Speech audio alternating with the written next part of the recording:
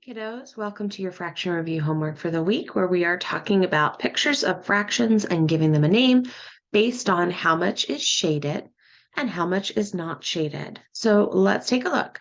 We have the option of counting these two ways. We can start with how much is shaded, or we can count how much is in the entire picture. Because remember, we're comparing how much is shaded to how much it takes to make the whole thing. When we're thinking about fractions, we're thinking about a puzzle, and a puzzle isn't done until we have all of its pieces.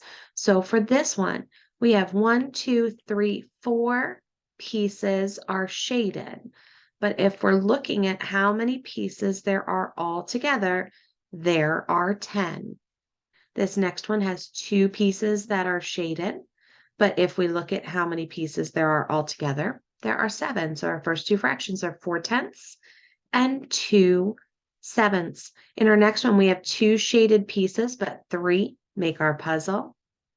We have 3 shaded pieces, but 5 make our puzzle.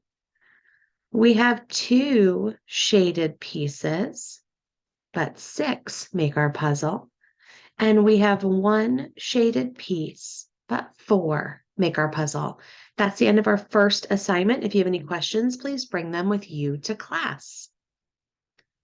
All right, my friends, we are continuing to work on naming our fractions. Remember that we are naming the part that is shaded, and we're comparing it to how much it takes to make the whole piece. Remember, every puzzle needs all pieces to be complete. So if I'm looking at this fraction, I have 1 shaded piece, but 6 make the entire circle.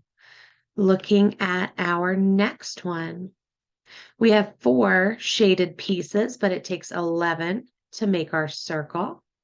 And notice how I'm just numbering my wheel. You could also just count, but this is giving you a visual as well. We have 2 shaded pieces, but need 10 to put it all together.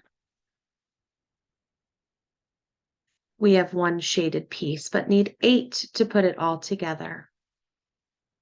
We have 4 shaded pieces, but 5 put it all together. There's 5 in the whole. We have 5 shaded pieces and 7 in the whole. That's the end of our second piece. Please bring any questions with you to class. Taking a look at the third, at this point, you know exactly what we're doing. We're writing the fraction of the shaded part. Whoops. Now, it does not matter which direction you go, but you want to make sure that you start with your shaded part so that when I look at these, I can see, okay, 1, 2, 3, 4 are shaded, but there's 6 in my total. 4 are shaded, but there's 6 in our total. That's a double. There are 2, but 8 are in our total. There are 2, but 5 are in our total. There are 3, but 4 make the whole.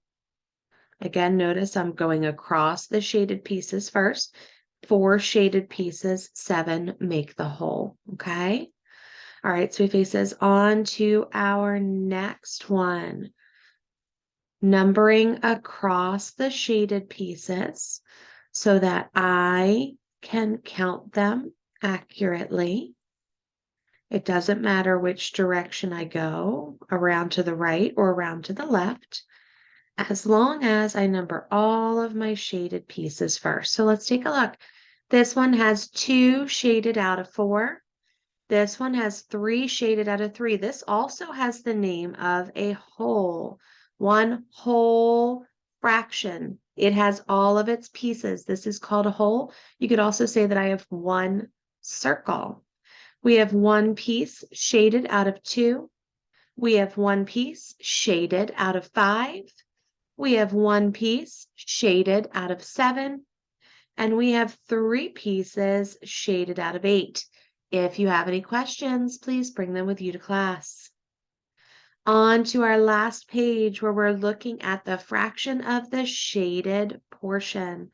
So again, I'm going to number them, making sure that I number all of my shaded pieces before I number any of my white pieces, because I want to make sure that when I look at these, my numbered match my picture. Whoop. Talking and counting. There we go.